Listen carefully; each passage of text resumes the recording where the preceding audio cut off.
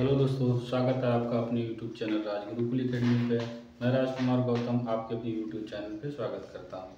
आज का हमारा टॉपिक है भारतीय संविधान के स्रोत। जो हमारा संविधान है वो कम से कम 60 देशों से अवलोकन करके बनाया गया है। इसकी वजह से हमको भारतीय संविधान के स्रोत को पढ़ना पड़ता है। जो हमारा भारतीय संविधान है कई देशों से लेने के बावजूद इसको जो है कि इसकी आलोचना की जाती है कि जो हमारा भारतीय संविधान है उधार का संविधान है। जो भारत शासन अधिनियम 1935 है उसकी कार्बन कॉपी बोला जाता है।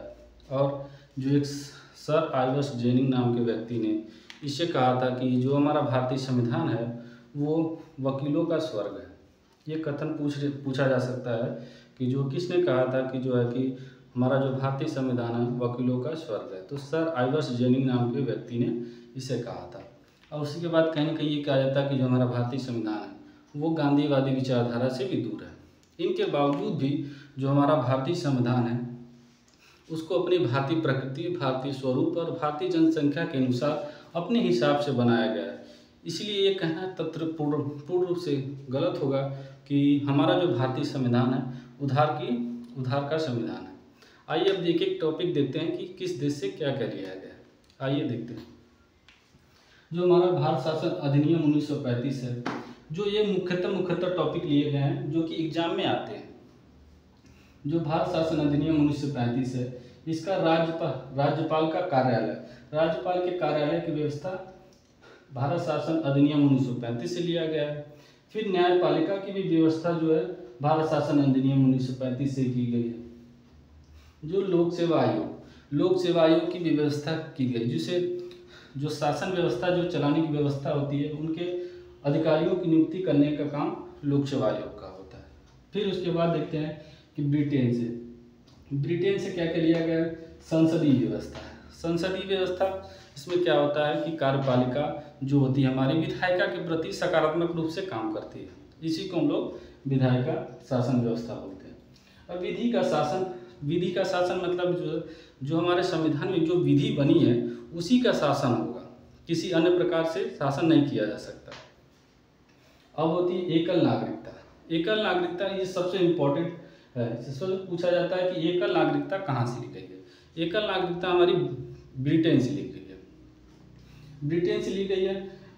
इसी एकल नागरिकता हमारा देश का जो स्ट्रक्चर है फेडरल स्ट्रक्चर है। संघीय व्यवस्था होने के बावजूद, जैसे केंद्र सरकार और राज्य सरकार होने के बावजूद भी उसमें हमारी जो नागरिकता है उनको एकल नागरिकता देखने को मिलती है, भारतीय नागरिकता प्राप्त होती है। तो ये सबसे ज़्यादा इम्पोर्टेंट है एकल नागरिकता, इसको आप लोग याद रखेंगे। और मंत्रिमंडल प्रणाली जो होता है वो भी ब्रिटेन से है। जो संसदीय विशेषाधिकार, जो संसद है उसके एक विशेषाधिकार प्राप्त है जो कि व्यवस्था कहाँ से ली गई है, ब्रिटेन से। फिर उसके बाद द्विसदनात्मक व्यवस्था भी हमारा ब्रिटेन से लिया गया। आइए देखते हैं अमेरिका से क्या क्या लिया गया। अमेरिका से हमारा मूल अधिकार, इसको भारतीय संविधान का मैग्ना कार्टा भी कहा जाता है। अगर हमारे किसी भी भारतीय व्यक्ति का किसी भी मूल अधिकारों का उल्लंघन होता है तो उसमें सुप्रीम कोर्ट में आर्टिकल 32 के तहत और उच्च न्यायालय में, हाई कोर्ट में 226 आर्टिकल के तहत उसमें याचिका दायर किया जा सकता है।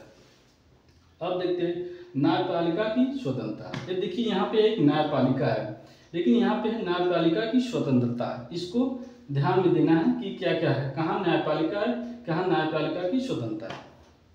अमेरिका से न्यायपालिका की स्वतंत्रता की बात कही गई है कि जो है हमारे जो न्यायपालिका है वो केंद्र और राज्य के दोनों से स्वतंत्र बॉडी है, इंडिपेंडेंट बॉडी से बोला जाता है। और फिर न्यायिक पुनरावलोकन भी हमारा जो है अमेरिका से ही है। उपराष्ट्रपति के पद की जो व्यवस्था की बात की गई है वो भी अमेरिका से की गई है। इसके बाद होता है महाभियोग प्रक्रिया।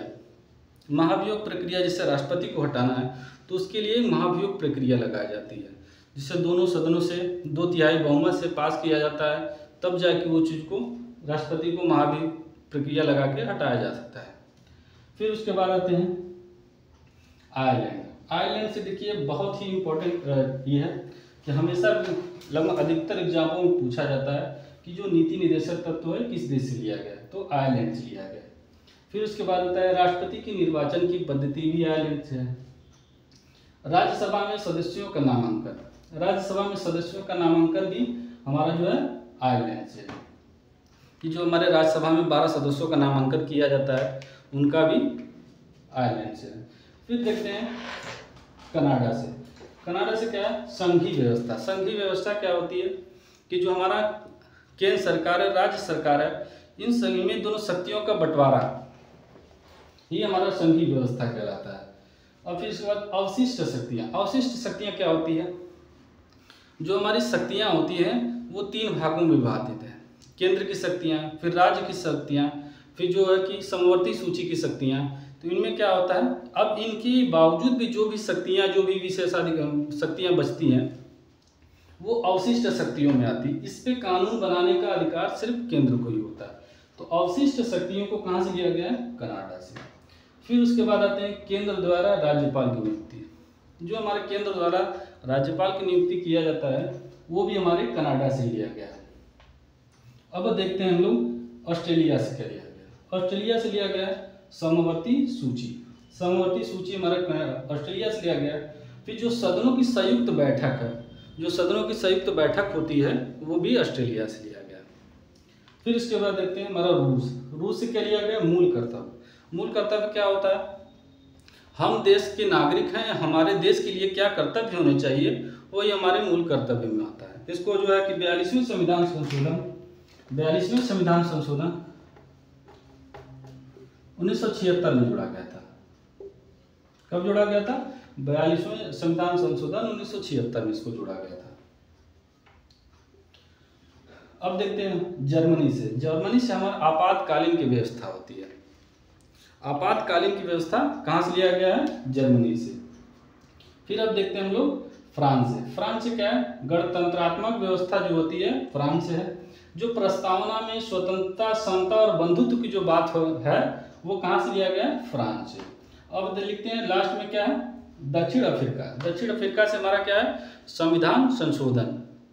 संविधान संशोधन की प्रक्रिया कहाँ से ली गई है, दक्षिण अफ्रीका से। संविधान संशोधन क्या है कि अगर हमारे संविधान में कुछ जोड़ना है, कोई नया कानून बनाना है, तो इसी संविधान संशोधन के तहत हम उसमें संविधान में बदलाव कर सकते हैं।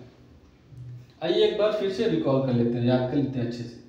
इसको पढ़ना बड़ी बात नहीं है, इसको नोट्स बना के अच्छे से इसको दिमाग में बैठाना ही आवश्यक है। नहीं तो फिर उसके बाद ये एक बार पढ़ेंगे दूसरी बार भूल जाएंगे। तो इसको एक बार अच्छे से लिखने के बाद इसको जो है कि आप लोग एक बार दिमाग में बैठाने की अच्छे से कोशिश करेंगे।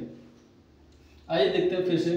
भारत शासन अधिनियम 1935 में क्या है, राज्यपाल का कार्यालय, फिर न्यायपालिका की व्यवस्था, फिर लोक सेवा आयोग की व्यवस्था, फिर है ब्रिटेन से संसदीय शासन, फिर विधि का शासन, फिर एकल नागरिकता, फिर मंत्रिमंडल प्रणाली, फिर संसदीय विशेषाधिकार, फिर इसके बाद क्या है, द्विसदनात्मक व्यवस्था।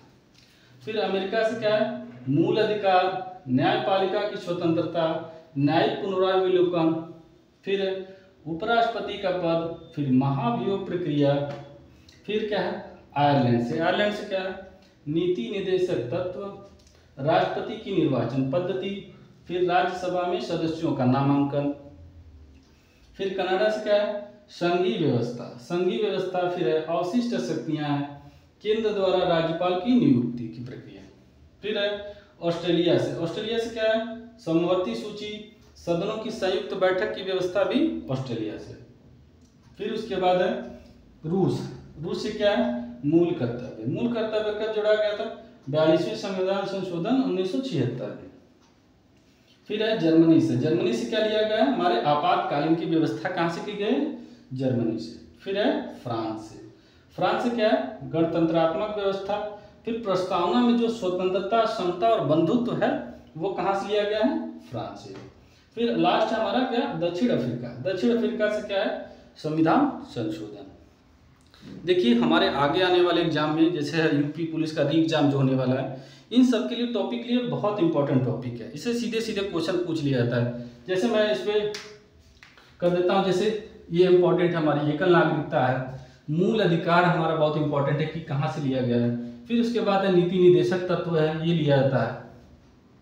फिर ये समवर्ती सूची कहाँ से लिया गया है, ये चीज़ें बहुत ही इंपॉर्टेंट है, अधिकतर एग्जामों में पूछी जाती है। तो इसको जहाँ तक आप ये संविधान संशोधन ये हमेशा याद रखेंगे।